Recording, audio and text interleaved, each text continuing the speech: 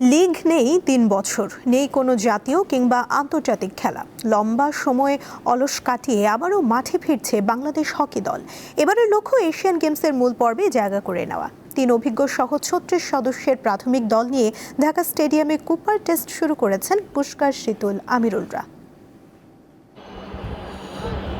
ঢাকা স্টেডিয়ামের ট্র্যাকে দৌড়ানোর দৃশ্য দেখে যে কেউই ভেবে নেবেন হয়তো মাঠে হাজির হামজা, জামালরা। আসলে তারা বাংলাদেশ হকি দলে খেলোয়াড়। আগামী ১৯ সেপ্টেম্বর থেকে ৪ অক্টোবর জাপানের দুটি শহর আইচি ও নাগোয়াতে অনুষ্ঠিত হবে এশিয়ান গেমসের হকির মূল পর্ব। তার আগে বাছাই উতরাতে ওমানে মাস্কাটে খেলতে যাবে দল। ২৫ মার্চ শুরু হতে যাওয়া এ বাছাইয়ের আগে ১০ দিনের সংক্ষিপ্ত ক্যাম্প শুরু হয়েছে বৃহস্পতিবার। ২৫ থেকে খেলা হলে ২২ থেকে গেলে 24 আওয়ার্সের মধ্যে গিয়ে ওখানে পৌঁছে একটা মাঠের প্র্যাকটিস নিতে হবে আমাদেরকে, এবং চেষ্টা করব যদি কোনো টিম পাই আমরা ওখানে একটা প্র্যাকটিস ম্যাচ খেলার জন্য।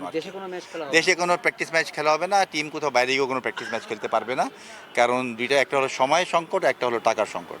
গত ডিসেম্বরে অনূর্ধ্ব ২১ হকি বিশ্বকাপ চ্যালেঞ্জার্স চ্যাম্পিয়ন হওয়া দলটির সর্বোচ্চ স্কোরার আমিনুল ইসলামের পাশাপাশি দলে আছেন পুষ্কার, খিশো, মিমো, শীতুল সহ জাতীয় দলের অধিনায়ক রেজাউল করিম বাবুদের মতো অভিজ্ঞরা। তারপরও নিয়মিত লিগ না খেলার আক্ষেপটা পরিষ্কার। হিউস্টনে রকিং টেস্টি, সীমানা ছাড়াও নিজেকে হারাও। ৩ বছর হচ্ছে আমাদের লিগ নেই, তো একটা যদি লিগ না থাকে আমরা প্লেয়াররা কী করবো? বিশেষ করে আমরা যারা বাইরে থাকি, নেভি, আর্মিতে যারা আছে বা বিএসপিতে যারা পড়তেছে, ওটা তো একটা সংস্থার সাথে জড়িত। তো আমরা যারা বাইরে আছি, তো আমাদের তো কোনো আয়ের উৎস না, যেহেতু আমরা এই হকিটাকে পেশা হিসেবে নিছি। আমরা হচ্ছে লং টাইম কোনো প্রসেসের মধ্যে নাই। দেখেন আমরা এই টুর্নামেন্টে আসতেছে ১.৫ মাস বা ২ মাসের মতো আমরা সময় পাচ্ছি।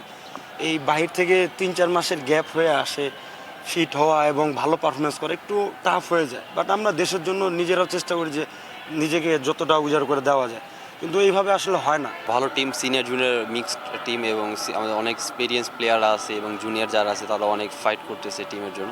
আমি বলবো যে ভালো একটা সিলেকশন হবে এবং ভালো একটা টিম হবে world cup Asian games qualifier জন্য।